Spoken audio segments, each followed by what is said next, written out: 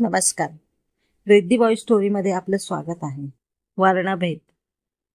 विशाखा तशी साधी पण हुशार, नाकी डोळी नीटच आणि रंग सुमार, म्हणजेच फारच सावळी पण नाही आणि फारच गोरी पण नाही. उंची जेमतेम 4.5 फूट. शिक्षण पूर्ण झालं आणि घरातल्यांनी लगेच लग्न लावून दिलं. जन्मापासून गावाकडे राहिलेली विशाखा लग्नानंतर मुंबईत आली. मुंबई स्वतःमध्ये कोणालाही सामावून घेते, तसं विशाखालाही तिने सामावून घेतलं. काही दिवसातच विशाखाच्या संसारात गोड लक्ष्मीचं आगमन झालं. त्यावेळी मी रीतीप्रमाणे बाळाला फ्रॉक, अंगठी, विशाखालाही ओटीचं सामान घेऊन बघायला गेले. मुलगी खूप सुंदर आहे ग तुझी. नाक किती सुरेख आहे आणि ओठ तर कसले नाजूक आहेत. माझी ही वाक्य ऐकून तिच्या डोळ्यात पाणीच तरळलं.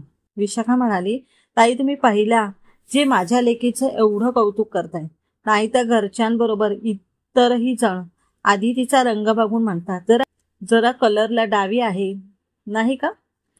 नाही ती गोरी माहीत आहे, पण शेवटी आईचं काळीज मात्र त्रास तर होतो ना.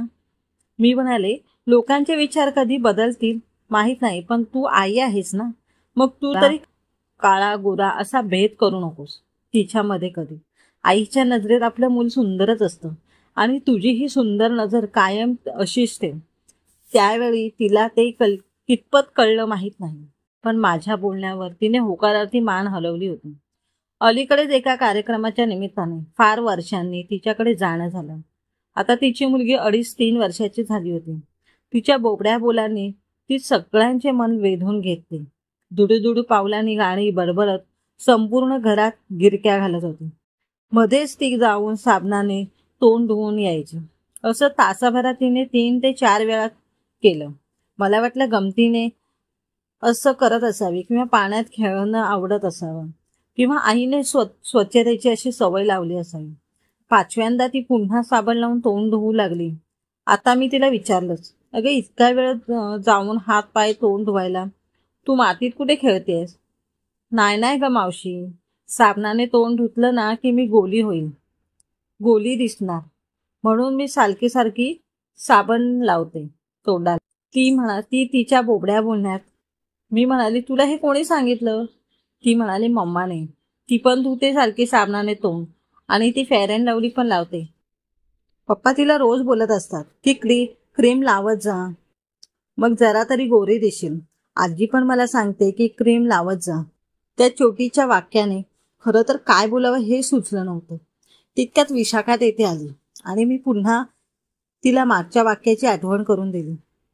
तुझी नजर गोऱ्या रंगाच्या पलीकडे आपल्या मुलीसाठी सुंदर ठेव आणि गोऱ्या रंगापेक्षा तिचं मन अधिक स्वच्छ, प्रामाणिक व ती कर्तृत्ववान कशी होईल याकडे भर दे, असंही सांगून आले. त्या छोटीच्या बोलण्यावरून मला माझ्या नात्यातल्या लहान बहिणीची आठवण झाली.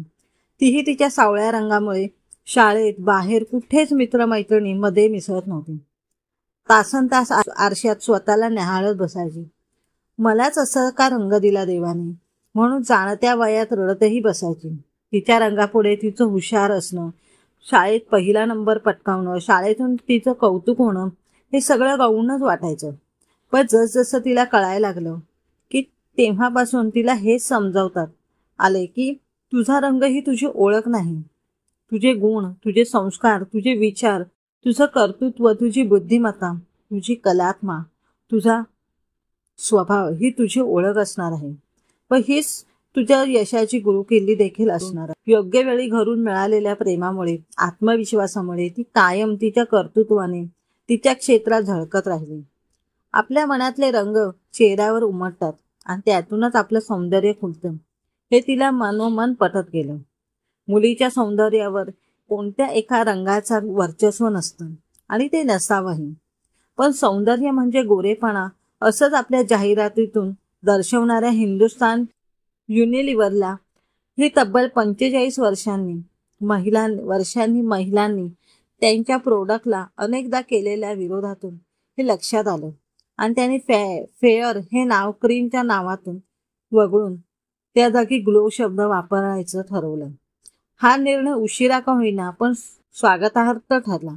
सौंदर्याची वाटचाल वैचारिक झगमगाटाकडे नेणारी ठरते असं सध्या जरी दिसत असलं तरी गोरेपणाला सौंदर्य मापदंड मानणाऱ्या या विचारांची पाळंमुळं विशाखाच्या सासूच्याही आधीच्या पिढीपासून इतकी खोलवर रुजलेली आहेत की ती विशाखाच्या नंतरच्याही पिढीतही खट्टून रुजवलेली गेलेली आहेत व पुढे ती कितीतरी पिढ्या रुजवत जाणार. फेअर अँड लवलीने 45 वर्ष स्त्री सौंदर्यावर आणि पुरुष सौंदर्यावरही गोरेपणाचे जे संस्कार केले आहेत ते ग्लो या शब्दाने नक्कीच एका रात्रीत बदलणार नाहीत.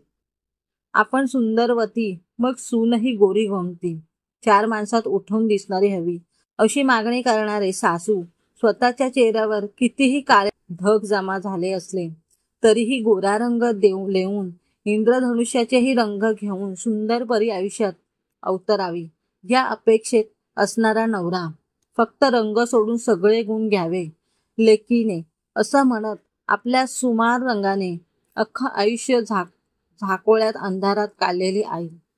सिनेमात, मालिकेत, जाहिरातीत इतरांपेक्षा आपण वरचढ दिसावं, नंबर 1 वर आपली वर्णी लावावी, चाहत्यांच्या हृदयात फक्त आपणच राज्य करावं या मोह इच्छा पायी लाखोच्या फेअरनेस ट्रीटमेंट घेणाऱ्या हिरोईन्स मुलींच्या नजरेत एका क्षणात आपणच भरावं म्हणून भरगच्च क्रीम तोंडावर फासणारे तरुण या तरुणही कमीच नाही. ही सगळी सुंदरतेच्या गोरेपणाच्या व्याख्याकडे झुकत असलेली वळण एका क्षणात, निमिषात किंवा एका रात्रीत ग्लो या रस्त्यावर वळणार नाहीत.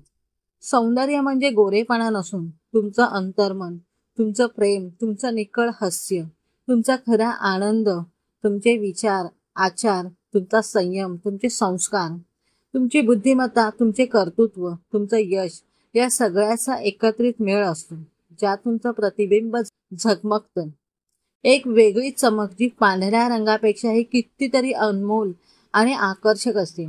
वर्णभेद मुलीबद्दल असो की मुलाबद्दल कोणत्याही क्रीमच्या नावावर हटण्यापेक्षा कालपासून आजपर्यंत व उद्याच्याही पिढीतून समूळ नष्ट झाला तर कोणत्याही मुलीवर साबण लावलं की मी गोरी दिसते किंवा मलाही गोरं व्हायचंय बोलण्याची गरज पडणार नाही. समाप्त.